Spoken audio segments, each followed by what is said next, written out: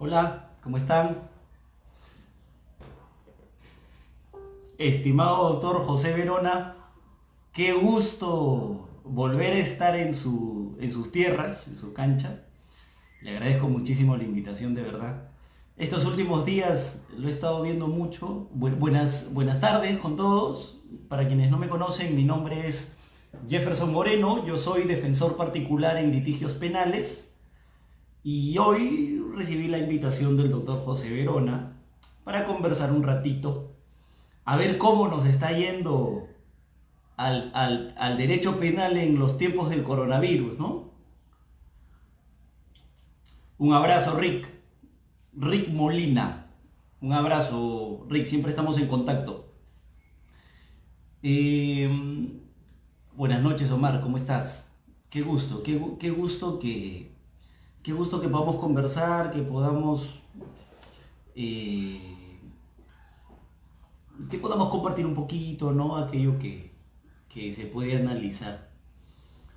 Quiero aprovechar, antes de empezar, ya que estamos todavía cerca de nuestra fecha, no puedo dejar pasar la oportunidad porque he podido hacer mi reflexión, mi publicación por el Día del Abogado hace un par de días, pero no puedo dejar pasar la oportunidad para saludar a todos los colegas que nos estén viendo, a los colegas a nivel nacional. Yo estaba conversando hace un ratito con la doctora Victoria Melgarejo, que de seguro sigue aún explicando un tema vital, pero yo decía, a nosotros nos dicen doctores, y obviamente a muchos les molesta que nos digan doctores, no necesariamente por el título académico que yo sé que con mucho esfuerzo algún día muy lejano lograré, pero por ahora nos dicen doctores porque finalmente parece ser una cuestión de respeto.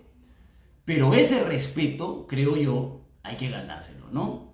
Hay que ganárselo a pulso, caso a caso, o sea, decisión por decisión, escrito por escrito, audiencia por audiencia.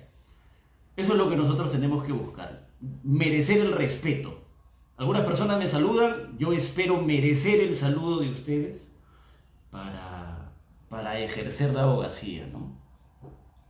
Así que buenas noches con todos. Les aviso que esto es gracias al doctor José Verona, ¿no? El doctor es un maestro. Yo lo he estado escuchando muy seguido ahora porque, como entenderán todos, estamos preocupados. O sea, estamos resguardados en casa, por supuesto, pero estamos preocupados. Nosotros somos de alguna forma emprendedores, somos nuevos, nos sacamos el ancho para salir adelante, ¿no? Y ahora pues no generamos. Y tenemos problemas, aquellos que tenemos una pequeña empresa, aquellos que hemos invertido un poco en otros lugares, ¿no? Así que yo les recomiendo, escuchen al doctor Verona, no se pierdan esas transmisiones que el doctor está programando, escúchenlo, pregúntenle, conversen con él, que él les puede dar salidas muy interesantes. Bien, pues, bien. Muchas gracias a todos por conectarse. Hasta mi socio nos está viendo. Un saludo para el doctor Joel Chipana que nos está viendo. A ver si... Creo que lo voy a jalar al lado del derecho penal. Él arrancó con civil y lo voy a convertir en penalista. Vamos a terminar siendo un estudio que solo ve penal, creo. Y ¿saben qué? Es bonito esto. Y yo les agradezco la oportunidad de conversar un ratito. Porque todos se han pronunciado. Todos, obviamente, sobre las medidas económicas, obvio. Pero es mitad medidas económicas y mitad derecho penal, o sea, la cosa va ahí, está peleadito. ¿Saben por qué? El otro día yo escuché a la presidenta del Tribunal Constitucional, nuestra ilustre doctora María Elena de Ledesma, y lo que le pedía al presidente a gritos era que haga uso del indulto. Por favor, haz uso de tus facultades. Y ella sostuvo que lo había planteado en reunión, ¿eh?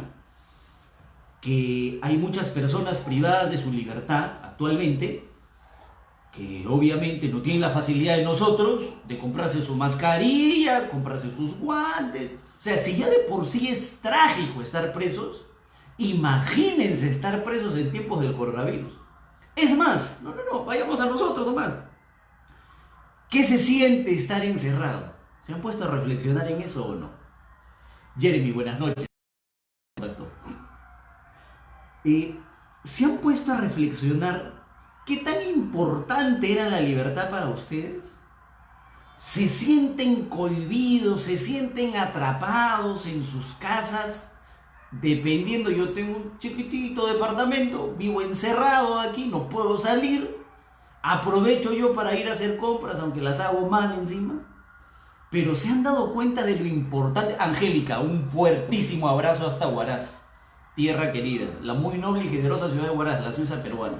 Visiten, por favor, ahora que pase todo esto, que nosotros vivimos de turismo en la región Ancash, principalmente, ¿no? Entre sus principales actividades.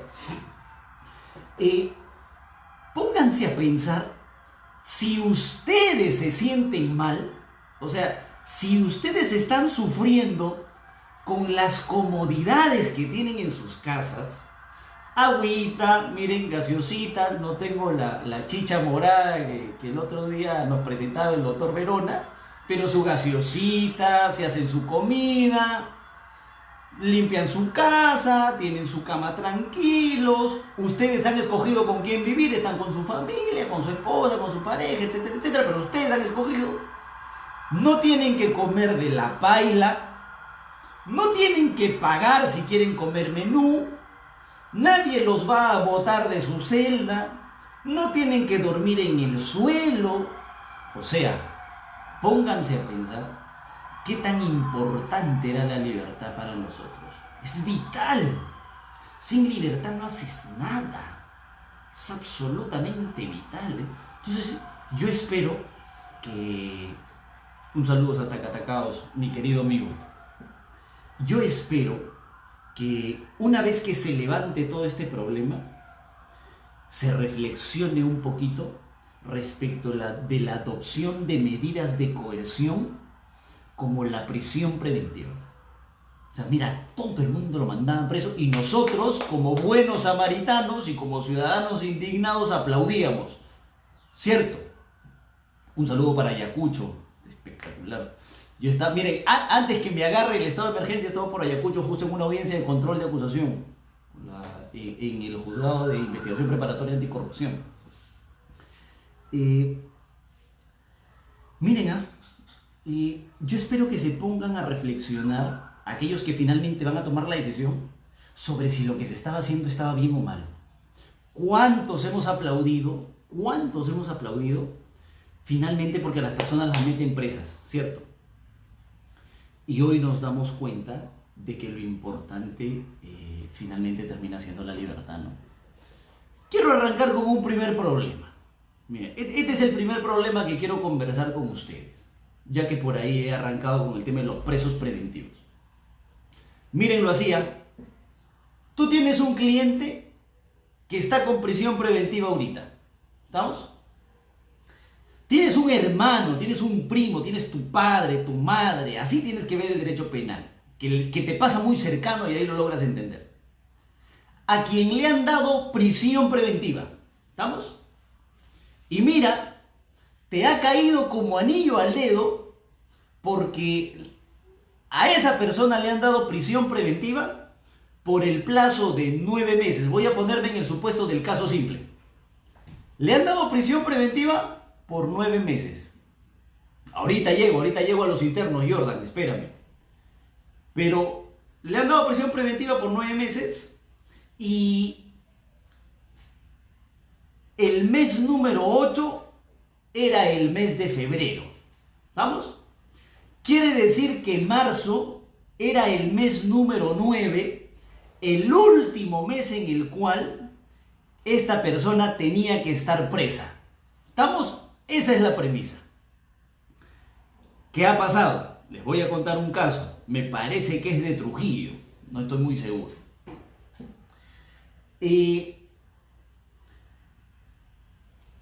Lo que hace el interno preventivo, es decir, se me ha vencido el plazo de prisión porque ustedes me dieron 9 meses de prisión preventiva. Entonces lo que yo tendría que hacer es salir, pues, porque se está venciendo el plazo. Nadie ha pedido que me quede, yo no quiero quedarme, entonces lo que quiero es salir. En principio, la solución legal, creo yo, a ver, conversen ustedes, díganme si están de acuerdo o no. En principio, un saludo, Madre de Dios, hermosa tierra. Cada vez que he ido, me han recibido de la mejor manera. Ya no está mi buen amigo Dalmiro, pero siempre voy a tratar de ir por allá. Entonces, en principio, por ley, si se vence el plazo, tú tienes que salir en libertad, ¿cierto? ¿Qué ha pasado? Váyanse, por favor. Pero les cuento qué ha pasado en Trujillo. Me parece que es de Trujillo. El hombre pide salir y el juzgado le responde y le dice: no puede salir. ¿Sabes por qué no puede salir? Porque desde el día en el que el presidente ha decretado la suspensión de los plazos en el ámbito judicial, ¿se acuerdan ustedes que el presidente dijo estado de emergencia, suspensión de plazos judiciales, ¿cierto? Dice el juzgado, le responde al interno, a tu amigo, a tu hermano, a tu primo, a tu padre, que podría ser un cliente. No puedes salir porque el presidente ha decretado la suspensión de los plazos. Y como se ha decretado la suspensión de los plazos, eso quiere decir que tu proceso cautelar, el de prisión preventiva, depende del proceso principal. Y si el presidente ha dicho que se suspenden los plazos, quiere decir que también se suspende el plazo de tu prisión preventiva. Imagínate que tú estabas a los 8 meses con 25 días, te faltaban 5 días para salir. Y de pronto el juzgado te dice, se suspende tu plazo. O sea que si es que esta medida se prolonga, imagínate, hasta mayo, Dios no quiera, por favor respeten las decisiones de la autoridad para no seguir encerrados. Si Dios no quiera, el periodo se alarga hasta mayo, siendo exagerado, no se asusten, vamos a ver solo un ejemplo, quiere decir que ese hombre que estaba a 8 meses y 25 días, o sea, a 5 días de cumplir su prisión preventiva, se fregó. Porque se va a tener que quedar preso porque finalmente los plazos se han suspendido. ¿Se dan cuenta o no? Ese es un gravísimo problema. ¿Cómo le vas a hacer eso a ese pobre ciudadano? ¿Él qué culpa tiene? Pues no creo que él haya traído el coronavirus, pues. Entonces, hay un gran problema, si se dan cuenta.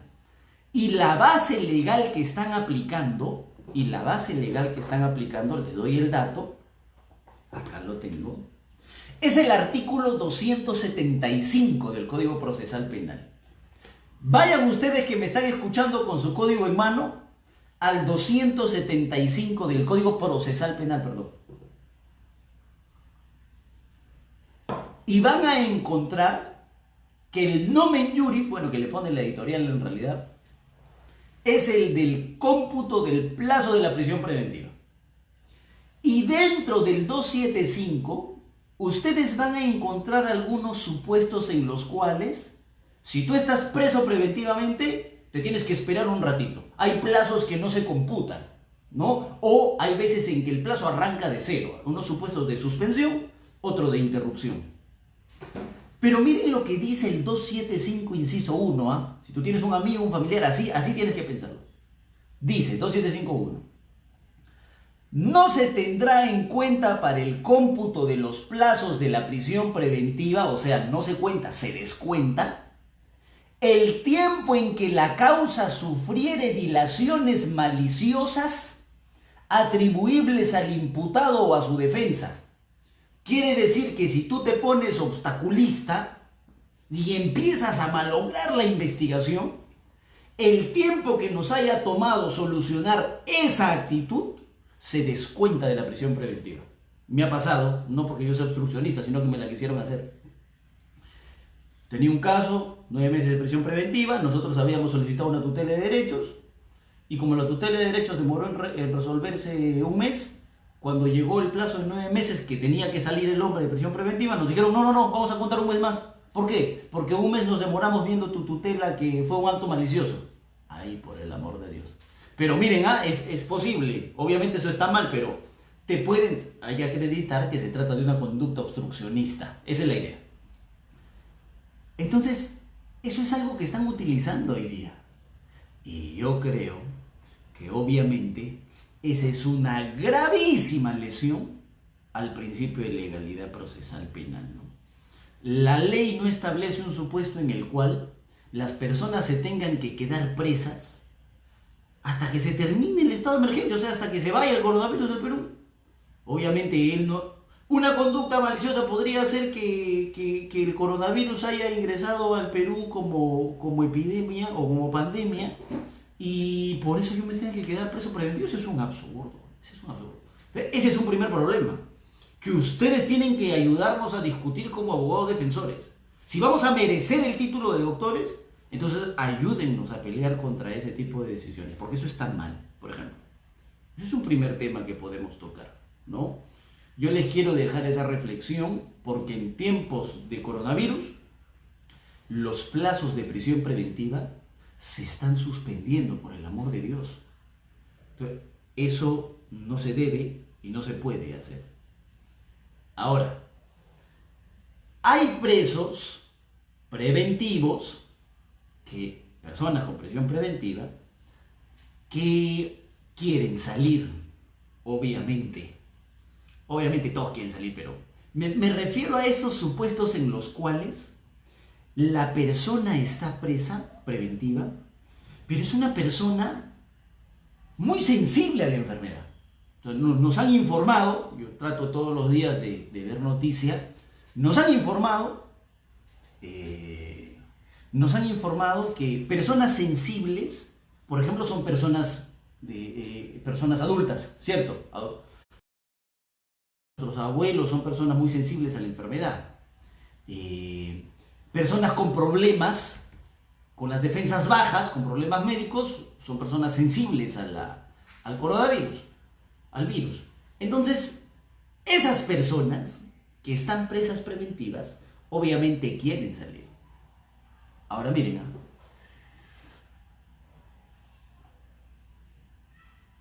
miren, les voy a poner algunos casos. Yo sé que no les van a gustar los nombres, para empezar. ¿Ustedes se acuerdan del premier César Villanueva o no? O sea, primer caso. ¿Ustedes se acuerdan de Abimael Guzmán? Imposible olvidarlo, ¿cierto? Su segundo supuesto. ¿Ustedes se acuerdan de Jaime Yoshiyama o no? Jaime Yoshiyama Tanaka me parece que es. Se ha imputado como parte de una organización criminal que se enquistó dentro del partido político Fuerza Popular. Yo les dije que los nombres no les iban a gustar. Y por ejemplo, ustedes se acuerdan del caso de los árbitros, ¿cierto? ¿Qué ha pasado en esos casos?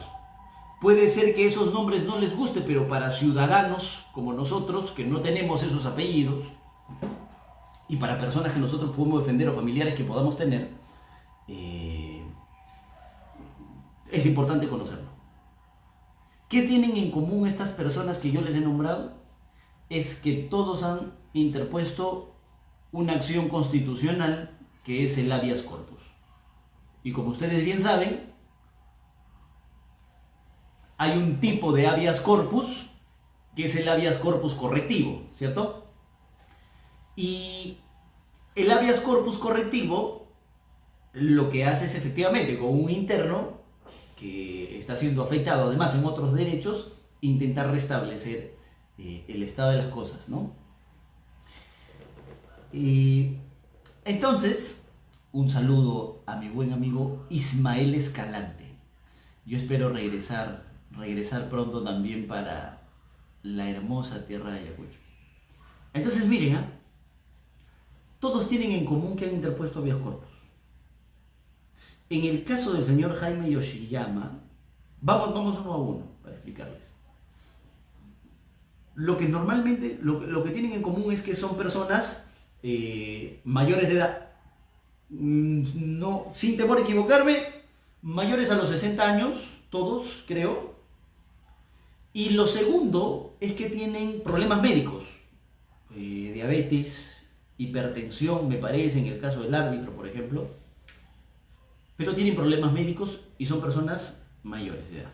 O sea, pasan los 60 años, me parece. Todos, creo. Entonces, ¿cuál es el argumento? Yo estoy preso preventivo y lo único que me pueden restringir es la libertad, ¿cierto? Como lo único que me puede restringir es la libertad, hay un problema. Porque parece ser que también vas a afectar la salud. Porque como soy un sensible al virus y el INPE no tiene las condiciones necesarias para aislarme como tiene que ser, entonces yo solicito que me den detención domiciliaria para que yo pueda aislarme como corresponde en mi casa y como pueden hacer Jefferson, el doctor Verona, Joel Chipana y todos los ciudadanos. Porque yo tengo derecho a la salud tal cual ellos lo tienen. Porque yo solo estoy privado de mi libertad, no de mis otros derechos. Y es correcto en principio.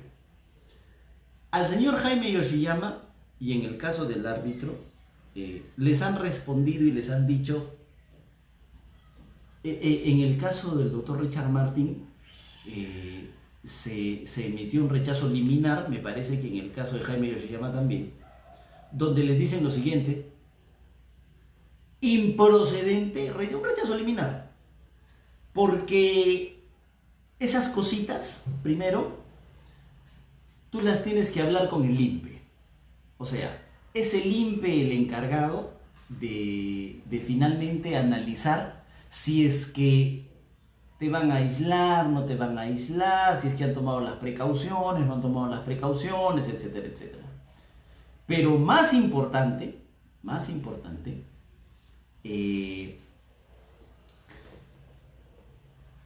finalmente esa es una medida de coerción personal.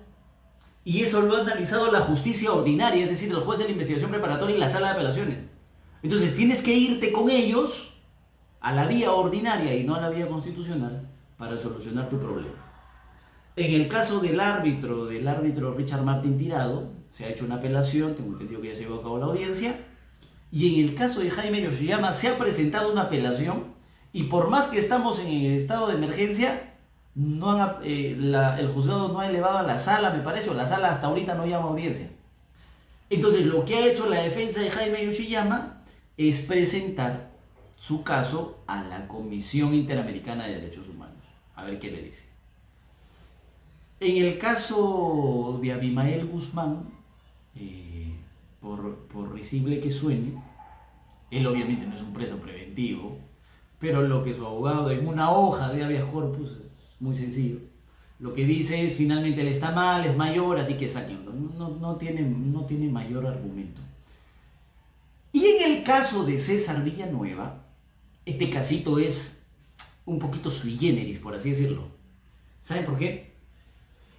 Porque el pedido que se hace es a la justicia ordinaria y ya no es a la justicia constitucional. O sea, no es como Richard Martin, no es como Abimael Guzmán, no es como Jaime Yoshiyama, que lo que han hecho es plantear su habeas corpus, sino lo que hizo César Villanueva antes de todo este problema es plantear un pedido de variación de medida de coerción. Porque ustedes recordarán que en el código ustedes van a encontrar dos tipos de pedido, o a los que quiero referirme: la variación de la medida y el cese de la medida. Tú estás con prisión preventiva, puedes solicitar el cese de prisión preventiva o puedes solicitar la variación de la prisión preventiva por otra medida. En el cese de prisión preventiva tú necesitas nuevos elementos, algo que no se haya discutido en la audiencia cuando te dieron prisión y haya surgido ahora para que nos pueda hacer variar a otra medida. Pero acuérdense que el dato en el caso del señor Villanueva es que el pedido se hace antes de todo este problema. La sala, con mucho tino me parece, está descargando algunas cosas, así que la sala recibe el pedido antes de todo este problema analiza y dice, bueno, no es un cese de prisión preventiva, es una variación de la medida, y cuando es variación de la medida no necesitas un nuevo elemento de convicción, sino que la situación haya variado, y le presentan documentación médica que finalmente establece que el hombre está mal, está muy mal médicamente, según el informe médico, y la sala dice, efectivamente, está comprobado, bueno, está establecido que el hombre tiene problemas médicos, es una persona mayor de 60 años, por lo tanto lo que correspondería normalmente es la variación a una detención domiciliaria. Pero un datito adicional dice la sala. Hay algo que el abogado no ha dicho, ni en el escrito ni en la audiencia, pero que es importante que tengamos que analizar, dice la sala. No se puede dejar de lado el contexto en el que estamos viviendo. Y el contexto en el que estamos viviendo es el del contexto del coronavirus, el derecho penal en tiempos del coronavirus. Así que ese es un argumento adicional que suma la sala para que finalmente le pueda dar detención domiciliaria al señor César Villanueva. Dense cuenta.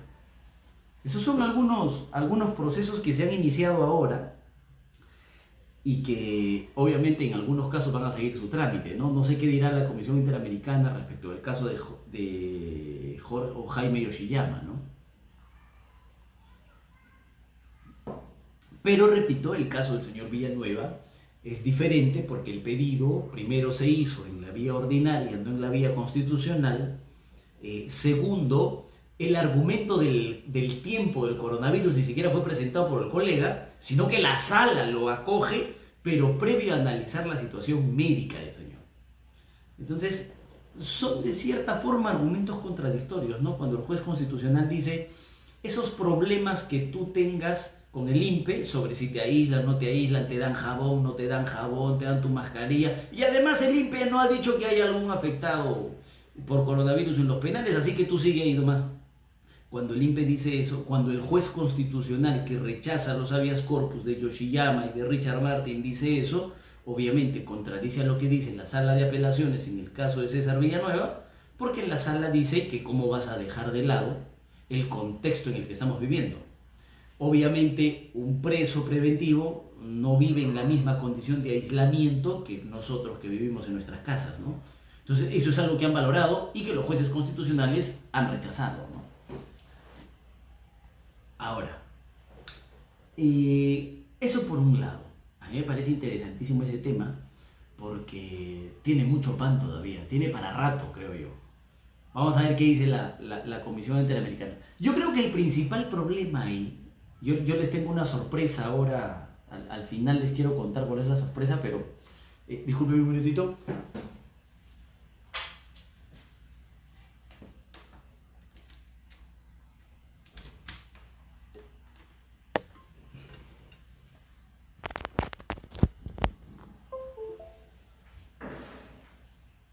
A ver, perdón que se me apaga la batería, si no. A ver, quizá el principal problema de presentar habeas corpus de este tipo, miren, por ejemplo, nos preguntan aquí en Grupo Verona sobre el caso de Keiko, ¿no? O sea, yo sé que no les gusta cuando cuando existe el nombre de algún político de por medio, así que lo que hagan, háganlo pensando en que se trata de alguien muy cercano. A ver si la opinión cambia ahí. Olvídense de ellos, que no nos interese. Obviamente hay una situación que vive el INPE que no puede ser dejada de lado, ¿no? Pero ¿saben cuál es el principal problema? Que si un solo habeas corpus se declarase fundado, y creo que ese es el motivo, se vendría una avalancha de habeas corpus para todas aquellas personas que sean mayores de 60 y además sean personas con problemas médicos. Se vendría una avalancha que no podríamos controlar y ese es el problema. Es por eso, por ejemplo, que me parece tampoco se reconoce, yo lo conversaba en algún momento con el doctor Nakazaki, es por eso que no se reconoce que cuando hay una defensa ineficaz en un caso, se debe declarar la nulidad del proceso. Esas son razones más políticas que jurídicas, ¿no? Pero es algo que tiene todavía para rato, me parece, ¿no? Por un lado, esto de la suspensión del plazo de las prisiones preventivas y por otro lado, el tema de los habeas corpus que han sido interpuestos, ¿no? E incluso hemos tomado conocimiento, no he tenido acceso a la resolución, la he buscado por todos lados, pero nuestro expresidente Alejandro Toledo, después de tanto pedir, efectivamente también ante un pedido sustentado en que puede correr el riesgo de contraer el virus, finalmente consiguió su libertad, ¿no? Ahora, hay un caso que ha llevado a reflexión. Estuve viendo la audiencia, como ustedes seguro, que es el caso del militar, el militar atropellado en Puno. Un sujeto que se entiende no respeta las reglas del aislamiento, coge su vehículo, un trabajador de SUNAT, está transitando y se supone que hay un control militar, le hacen la señal de alto, el hombre no hace caso a la señal de alto, traspasa el vehículo, no lo puede manejar porque choca contra el portatropas y finalmente atropella a un militar y lastimosamente termina quitándole la vida. Todos nos vimos indignados obviamente por ese hecho. En eso comparto, ahí no hay problema.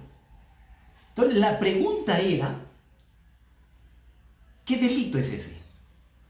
Y me he puesto a revisar todos los delitos que podrían calzar, todos los delitos que podríamos nosotros cometer contra la autoridad en estos tiempos. Y les quiero dar la lista, para estar claros. Si tú quieres salir de tu casa, piénsalo dos veces. Arranca primero, coge tu código penal y vete al artículo 108A.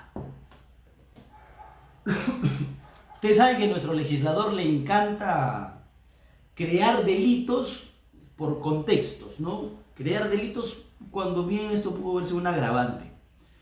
Pero el artículo 108A del Código Penal regula el homicidio calificado por la condición oficial del agente. Es decir, tú cometes asesinato, pero contra, es decir, matas a un alto funcionario comprendido en el artículo 39 de la Constitución, no nos importa ahorita, un miembro de la Policía Nacional, de las Fuerzas Armadas, o un magistrado del Poder Judicial, Ministerio Público, miembro del Tribunal, o a cualquier autoridad elegida por mandato popular en el ejercicio de sus funciones, como consecuencia de ellas, la pena privativa de libertad de 25 a 35 años. O sea, tú matas a un efectivo policial o a un miembro de la Fuerza Armada o Militar, pena de 25 a 35. Primer delito que ustedes tienen que conocer, tener en cuenta. Obviamente, ese es un delito doloso, pues. Tú lo que quieres es atentar contra la vida de esa persona. El problema está en que esa persona es policía o es miembro de la Fuerza Armada, entre otros supuestos. El único requisito que te pide es que ese funcionario esté en el ejercicio de sus funciones o como consecuencia de ellas. Primer delito, tengan en cuenta que no se les vaya. Muchas gracias, Víctor. Víctor me dice cuando voy para Pucallpa. Yo tuve un juicio muy bonito allá. El otro día estábamos comentando unos juicios allá por corrupción y otro por lavado de activos. Ojalá volvamos pronto. Ese es el primer delito que ustedes tienen que tener en cuenta. Segundo delito, no se olviden, homicidio al efectivo policial o al militar. Bueno, el sicariato que también se puede cometer contra un funcionario público, ¿no? Eso no creo, ahorita no creo. Ya, pero tienes tu homicidio y luego tienes delito de lesiones también. Lesiones graves primero en el artículo 121. Ustedes van a encontrar en el 121, en el tercer párrafo del 121, que cuando se cometa delito de lesiones graves y la víctima sea un policía, sea miembro de la Fuerza Armada, Poder Judicial, Ministerio Público, TC, en el ejercicio de sus funciones, es lesionada en el ejercicio de sus funciones o como consecuencia de ellas, pena privativa de libertad. ¿De cuánto? De 6 a 12. Es más, ve armando tu esquema si me estás siguiendo, porque quiero regresar a analizar incluso la proporcionalidad de las penas como hizo la Corte Suprema en el Acuerdo Plenario 2016 extraordinario, que ahorita lo revisamos. Tienes entonces homicidio calificado contra policía o contra militar, que va de 25 a 35 años. Eso está en el artículo 108A. Luego tienes, vas bajando, lesiones graves contra policía, Fuerza Armada, lo que nos interesa ahorita, en el artículo 121. Y la pena en ese caso es de 6 a 12 años. Vas bajando. Puede ser que no sean lesiones graves, puede ser que sean lesiones leves. Eso lo vas a encontrar en el 122. La pena en ese caso es de 3 a 6 años. Estoy concentrándome solo a raíz del caso, a raíz del caso. Luego, esto nos lo dio la Corte Suprema. En el artículo 130, tú vas a encontrar un delito contra el honor, que es el delito de injuria. ¿Cuántos videos? Hoy estamos cansados de ver esos videos en los cuales insultan, verbalmente agreden, le mentan la madre, hacen lo que quieran contra el efectivo policial de manera verbal, ¿cierto?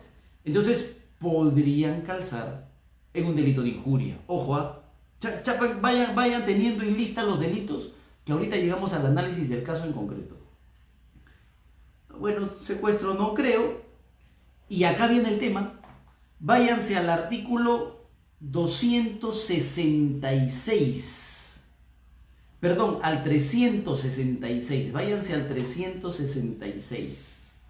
Que es el delito de violencia contra la autoridad. O sea, si tú ejerces violencia contra la autoridad, que está ejerciendo obviamente sus funciones, para impedir o trabar la ejecución de un acto propio del legítimo ejercicio de las funciones de ese policía o de ese miembro de las Fuerzas Armadas, puedes cometer delito de violencia contra la autoridad en el artículo 366 del Código Penal. Y la pena va de 2 a 4 años. Ahí no hay problema. Bajen un artículo más y se van al artículo 367, que es el de violencia contra la autoridad, pero las formas agravadas del delito de violencia contra la autoridad. Y en el primer párrafo, ustedes van a encontrar que se agrava y que la pena va a ser de 4 a 8 años cuando el hecho se realiza por 2 o más personas, esa no, o segundo supuesto, cuando el autor es un funcionario o servidor público. Va. Segundo párrafo, de forma de violencia contra la autoridad, la pena es no menor de 8 ni mayor de 12. Lo que nos interesa a nosotros, cuando el autor causa una lesión grave que haya podido prever. Segundo inciso del segundo párrafo. Y el inciso 3 del segundo párrafo dice que la violencia contra la autoridad se ejerce contra un policía o miembro de las Fuerzas Armadas. Quiere decir que si tú cometes delito de violencia contra la autoridad, pero esa autoridad es un policía o es un militar, tu pena sería de 8 a 12 años. Eso está en el artículo 367, las formas agravadas del delito de violencia contra la autoridad. Y miren este dato, una de las formas agravadas en el 367, el último párrafo dice: si como consecuencia del hecho se produce la muerte de una persona y el agente pudo prever este resultado, ahí sí te fregaste, porque la pena es de 12 a 15 años. ¿Se dan cuenta o no? Entonces, recapitulemos con lo que nos importa. Tú puedes cometer homicidio calificado del 108A cuando la víctima sea un policía o un militar. Vamos a las lesiones. Tú puedes cometer delito de lesiones graves cuando la víctima sea un policía o militar. Hablo del contexto del coronavirus, nada más. Y tú puedes cometer delito de lesiones leves contra un policía o militar también, y la pena en ese caso será de 3 a 6.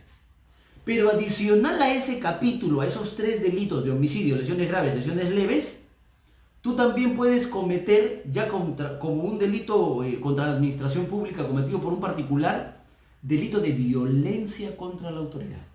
Y resulta que, en principio, tú puedes cometer violencia contra cualquier autoridad y tu pena sería de 2 a 4 años. Bueno, menos de 4 suspendida, puede ser. Pero si es que la violencia tú la ejerces contra un policía militar, solo estoy en el supuesto del coronavirus y lo que estamos hablando, ojo, entonces tu pena es de 8 a 12. Y si causas la muerte, de 12 a 15. Aquí hay un primer problema. Yo los invito a revisar, es más, lo voy a compartir con ustedes y con el doctor Verona, el acuerdo plenario 1-2016, acuerdo plenario extraordinario 1-2016, que emite la Corte Suprema para analizar el delito de violencia contra la autoridad. ¿Hay un problema o no? Hay un problema de tipicidad, o por lo menos en la legalidad, porque, a ver, no entiendo. Si yo le genero lesiones a un policía, finalmente, ¿en qué delito estoy? ¿En el delito de lesiones graves contra policías? ¿En el delito de lesiones leves contra policías?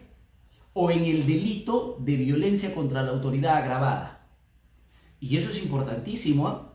Porque si tú estás en el delito de lesiones leves contra la policía, del artículo 122, tu pena va de 3 a 6. Pero si estás en el delito de violencia contra el policía, contra la autoridad, pero la autoridad es un policía, tu pena va de 8 a 12. O sea, muchísimo más. Es por eso que la Corte Suprema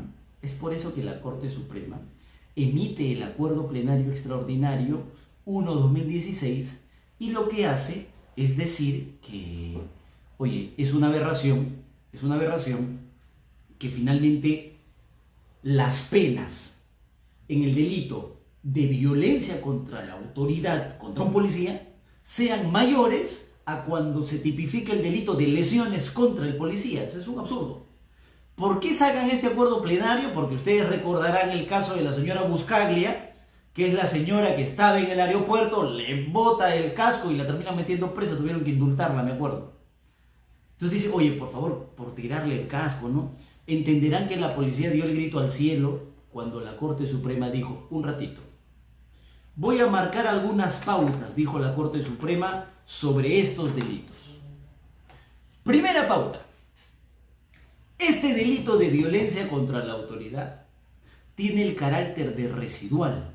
Es decir, tú solamente la debes aplicar siempre y cuando no puedas aplicar el delito, esos 3 que hemos visto antes. Calificado contra policía, el de lesiones graves contra policía, el de lesiones leves contra policía, o cuando no puedas aplicar injuria, por ejemplo. Si andan insultando al policía, ¿cierto? Entonces podrías bien aplicar injuria, no hay problema. El recurrir al delito de violencia contra la autoridad debe ser excepcional, debe ser residual, dice la Corte Suprema. Primera pauta. Segunda pauta. Cuando se creó el delito, cuando se tipificó el delito de violencia contra la autoridad agravado porque la autoridad es un policía, ¿saben por qué se hizo? Porque vivimos el problema de la parada, ¿se acuerdan? Efectivos policiales van a desalojar a comerciantes en la parada, los agarran a patadas, los botan del caballo, casi los matan. Entonces se tipificó esta agravante cuando la violencia contra la autoridad se haga contra un efectivo policial miembro de la Fuerza Armada. Para eso se hizo, dice la Corte Suprema. Este delito no se hizo pensando en casos donde la mujer le bote el casco al policía. Pues o sea, para eso no es, dice la Corte Suprema, ojo, dice la Corte Suprema. Este delito no se ha hecho, violencia contra la autoridad, en específico contra policía, no se ha hecho para supuestos en los cuales el intervenido empuja al policía. Para esos supuestos no está. No se ha hecho para los supuestos en los cuales el intervenido escupe al policía. Para eso tampoco. Para eso tú tienes un catálogo de otros delitos que bien podrías utilizar. E incluso la Corte Suprema dice, si es que hay violencia contra la autoridad en el empuje y esas cosas, pues quédate con el delito de violencia contra la autoridad en su tipo base, que está en el 366, que la pena va de 2 a 4 años. Y no te vayas a la agravada, que es de 8 a 12 años. ¿Se dan cuenta o no? Ese es un tema interesantísimo, porque además la Corte Suprema dice que para no todo acto contra la autoridad necesariamente es un acto de violencia contra la autoridad. Porque dice la Corte Suprema hay que analizar, por ejemplo, el contexto. Hay que analizar el comportamiento del intervenido. Hay que analizar las condiciones de quien ejecuta la conducta. El escupir no puede ser considerado un acto de, por ejemplo, agravado. El empujar no puede ser considerado un acto de violencia contra la autoridad agravado. Así que lo único que tienes que hacer es tipificar como violencia contra la autoridad. Nada más. ¿Se dan cuenta o no? E incluso la Corte Suprema dice, cuidado que hay faltas contra la autoridad también. Si ustedes se van al artículo 452 del Código Penal, van a encontrar el capítulo de faltas. Y el artículo 452, en su inciso 3, regula la falta contra la autoridad. Y él dice que el sujeto, en ese caso, es el 452, inciso 3, el que de palabra falte el respeto y consideración debidos a una autoridad sin ofenderla gravemente, o el que desobedezca las órdenes que le dicta. O sea, no necesariamente siempre va a ser delito, puede ser una falta. ¿De qué depende? Depende del nivel. Si la ofensa supera el nivel, por ejemplo, de gravemente, entonces ya puede ser una injuria, no necesariamente una violencia contra la autoridad.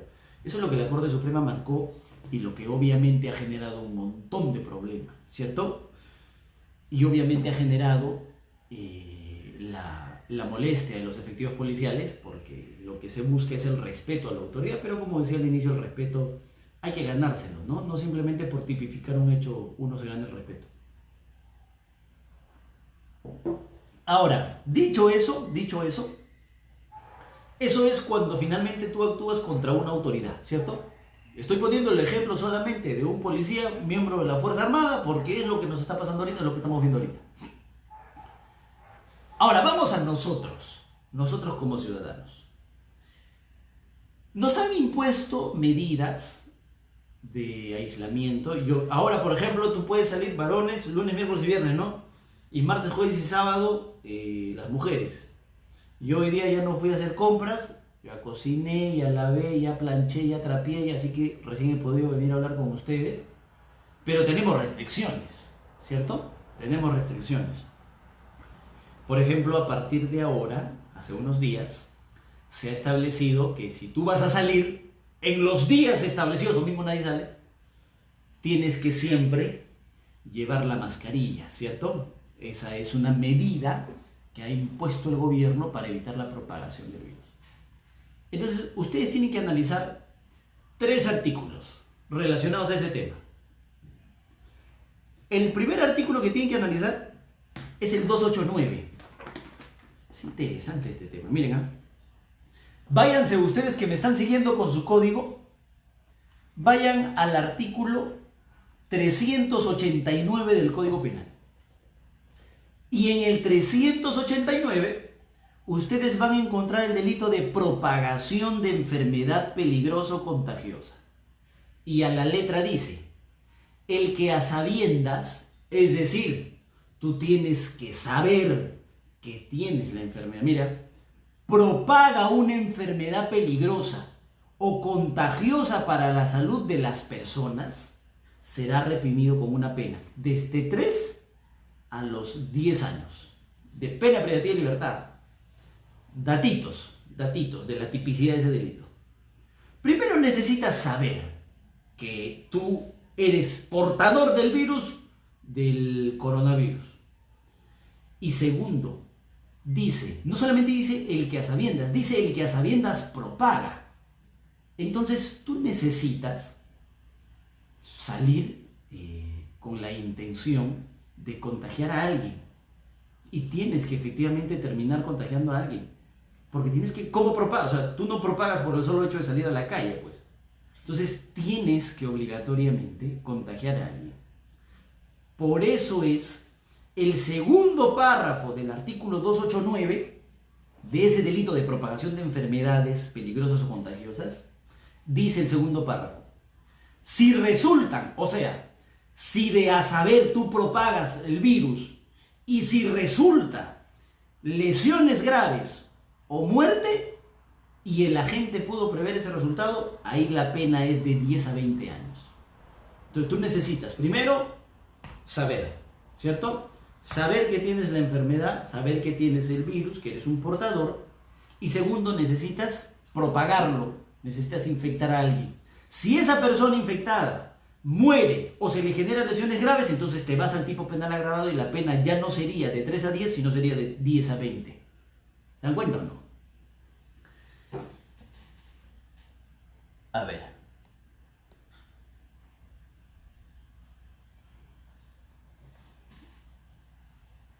Entonces, ese es el primer delito que ustedes tienen que analizar. El segundo delito que tienen que analizar es el delito del artículo 292, que es el de violación de medidas sanitarias.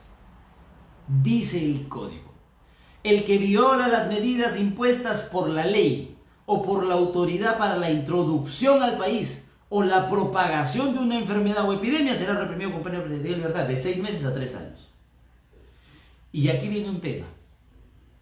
El solo salir a la calle es irrespetar una medida sanitaria, es una medida impuesta para evitar la propagación del coronavirus, ¿sí o no? El solo salir, no lo creo. El salir sin la mascarilla, por ejemplo, podría tipificar como delito de violación de medidas sanitarias, es decir, te puedes ir preso de 6 meses a 3 años. Aunque tengo mis dudas, porque yo sí comparto un análisis que ha hecho el profesor Peña Cabrera, que es fiscal superior, y él sostiene que este delito está pensado para aquellas personas que por su labor, por su función, por su trabajo alimentaria, de salud, etcétera, etcétera, no cumplen con las medidas sanitarias, no está pensada para el ciudadano. E incluso pone un ejemplo interesante y dice: ¿qué pasa si tú eres hombre y sales los lunes? O sea, no cometes delito. Pero si sales el martes a pasear, sí cometes delito, no tiene mucho sentido. Entonces, por ahí todavía me queda la duda, le soy sincero, sobre si toda medida que ha impuesto el Estado es una medida sanitaria y si finalmente el solo hecho de irrespetarla te hace autor del 292, yo no creo. Pero el no uso de mascarilla, o sea, tendría que ser una medida que tenga por finalidad evitar la propagación del virus, el no uso de mascarillas, por ejemplo, ¿no? Si nos dijesen a partir de mañana el uso de guantes, ¿no? Salir con una vestimenta específica, puede ser, esas podrían ser medidas sanitarias que uno puede incumplir y finalmente sale y comete el delito, ¿no? Ahora, el 295 del Código Penal regula los delitos, o sea, del delito de propagación del virus y del delito de incumplimiento de medidas sanitarias. Porque puede ser que tú salgas por culpa, pues, o sea, uy, rayos, yo era hombre, ¿no? Sí, ay, caramba, hoy día es martes. Entonces, puede ser que tengas alguna negligencia al respecto, infrinjas tu deber objetivo de cuidado y el delito de propagación de enfermedades peligrosas lo cometas por culpa. Es una modalidad también. Obviamente la pena disminuye de no menor de 2 años o con prestación de servicios comunitarios y en el caso de violación de medidas sanitarias también, ¿no? Esos son delitos que ustedes tienen que conocer. Ahora vamos al caso del caso en Puno, por ejemplo.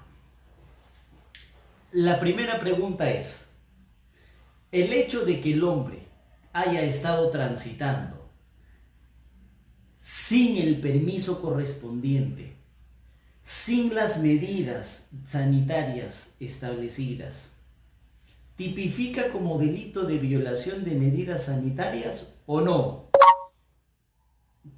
Puede ser, ahí podríamos discutir. Yo, bueno, puedo aceptar que sí, Pero lo que me interesa es lo otro. Finalmente el hombre no respeta el control, choca con el portatropas, termina atropellando al militar y termina quitándole la vida. Es un homicidio, partamos de ahí. ¿Es un homicidio doloso o es un homicidio culposo? Porque muerto hay, ¿cierto?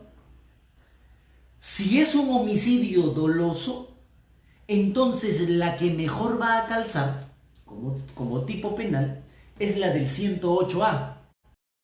Que la del 108A es un delito homicidio contra policía o fuerza armada en el ejercicio de sus funciones, pero doloso. Si es que el homicidio fuera culposo, ya podríamos entrar al análisis de el 367. El 367, la violencia contra la autoridad en su forma agravada. ¿Cuál forma agravada? Cuando finalmente se genera la muerte. Porque quiere decir que el sujeto tiene el dolo de irrespetar, de ejercer violencia contra la autoridad para irrespetar una orden, una función, pero tiene culpa respecto de generación de muerte. O sea, no quiere generar la muerte. Quiere ejercer violencia contra la autoridad para que éste no pueda ejercer su función, pero no quiere matar a nadie. Es por eso que este homicidio regulado en el 367 en realidad es una forma de homicidio culposo. Sería un delito preterintencional, es decir, dolo finalmente de incumplir la función y ejercer violencia, pero culpa respecto de muerte. No quieres matar a nadie, solo quieres ejercer violencia, pero finalmente terminas generando la muerte. Entonces eso es algo que primero tienen que deslindar. Si ustedes llegan a la conclusión de que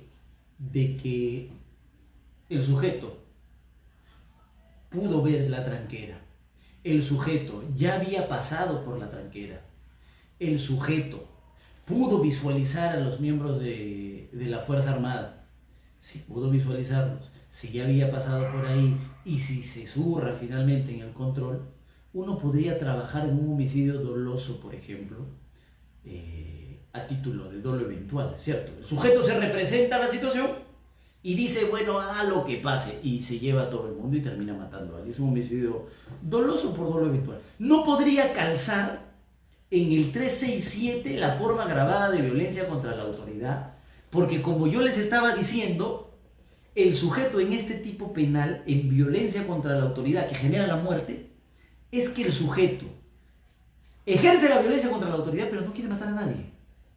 Entonces es dolo de violencia, culpa de muerte. Entonces, si este sujeto finalmente lo que ha querido es representarse la situación y al diablo lo que ha pasado y ha generado un homicidio de tipo doloso, entonces quiere decir que este artículo no es el adecuado, pues.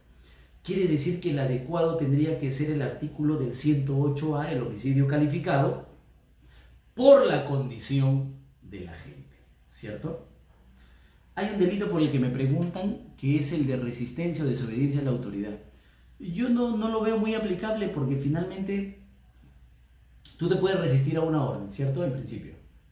Pero si te están deteniendo, ¿te vas a dejar llevar o te vas a resistir? La naturaleza humana lo que va a hacer es que te resistas. Pues no vas a gritar, no, me están tocando, desgraciado. He visto un caso de unos jóvenes en la playa de Colán. Si tú te resistes a tu propia detención, la conducta no constituye delito de resistencia o desobediencia a la autoridad, ¿no? Datito adicional. Pero yo creo que finalmente el caso este del efectivo policial tendría que calzar en el homicidio calificado del 108A. A ver, vamos a ver algunas preguntas que me están haciendo ustedes. Enrique Mestas dice, entonces, ¿solo hay delito cuando muere la autoridad? Agredir a la autoridad es fácil, entonces, ya, esa es la que... No puede ser posible que nos hayan sacado el delito y ahora sí todos nos van a escupir, nos van a patear y no van a ser sancionables penalmente. Depende, pues. Porque lo que dice la Corte Suprema es que no toda violencia contra la autoridad es delito de violencia contra la autoridad. Puede ser otro delito, no hay problema. Si te están insultando, si te están mentando la madre, si te están injuriando, tienes para eso el 130, delito de injuria. Recuerden que nuestro legislador, no sé si sabiamente o no, pero lo que hizo fue quitar el delito de desacato. Ya no tenemos delito de desacato actualmente. Si, por ejemplo, el sujeto a intervenir te empuja, te escupe, ¿está ejerciendo violencia contra la autoridad? Claro. ¿Pero está ejerciendo violencia contra la autoridad agravada porque eres policía? No. Está ejerciendo el tipo base de violencia contra la autoridad del artículo 366. ¿La pena va a ser menor? Sí. Si es que ejerce lesión contra la autoridad, finalmente, que sí amerita en el contexto y por el comportamiento del sujeto el incumplimiento o la no permisión de la función del funcionario público, entonces en ese caso sí podrías utilizar la agravante. Eso es lo que les estoy diciendo.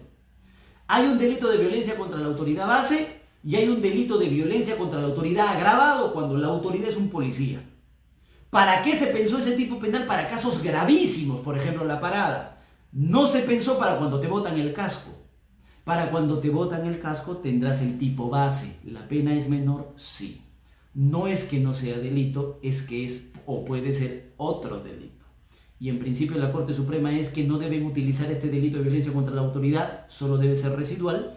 Lo que deben utilizar son los delitos de homicidio, de lesiones graves o de lesiones leves, por ejemplo, contra policía. Y es lógico, o sea, es natural, ¿saben por qué? Miren cuánta pena tiene el delito de lesiones graves cuando la víctima es un policía. Tiene pena de 6 a 12 años. Eso está en el artículo 121 del Código Penal. O sea, cuando tú lesiones graves contra un policía, 6 a 12 años. Pero si tú cometes delito de violencia contra la autoridad, contra un policía, y le generas lesiones, la pena es de 8 a 12 años. O sea, es más. Entonces la Corte Suprema dice un ratito, es que no puede ser más, porque en los delitos contra la autoridad, en estos delitos contra la administración pública que comete un particular, tú lo que quieres no es agarrar a patadas en sí mismo al policía. Tú lo que quieres es impedir que el sujeto cumpla con su función. Es diferente a cuando tú sí quieres agarrar a patadas al policía.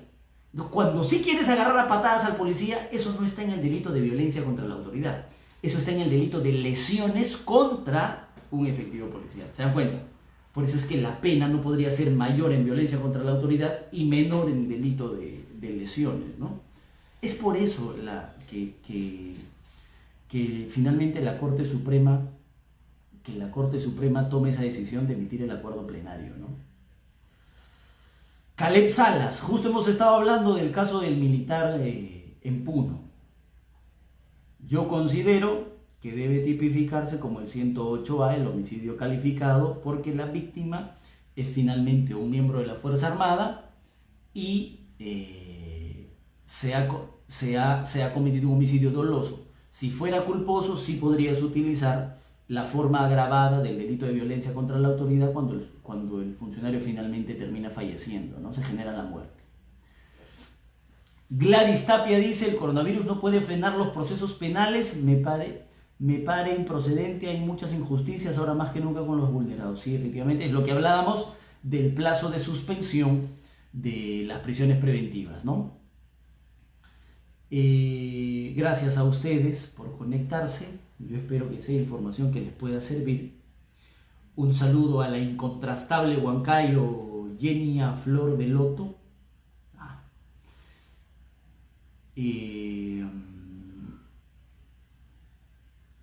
Buenas tardes, gracias al Grupo Verona, claro, por supuesto, gracias a ellos estamos acá. Yo les agradezco mucho la participación, yo espero finalmente que sea relevante e independientemente de cuestiones de tipicidad o no, lo que nosotros tenemos que analizar es que como ciudadanos tenemos que respetar el aislamiento. Si no queremos que esto se termine alargando, empecemos a respetarlo, ¿no? Muchísimas gracias al doctor Verona por la invitación, a todos ustedes por conectarse, así que conmigo será hasta otra oportunidad. Un fuerte abrazo.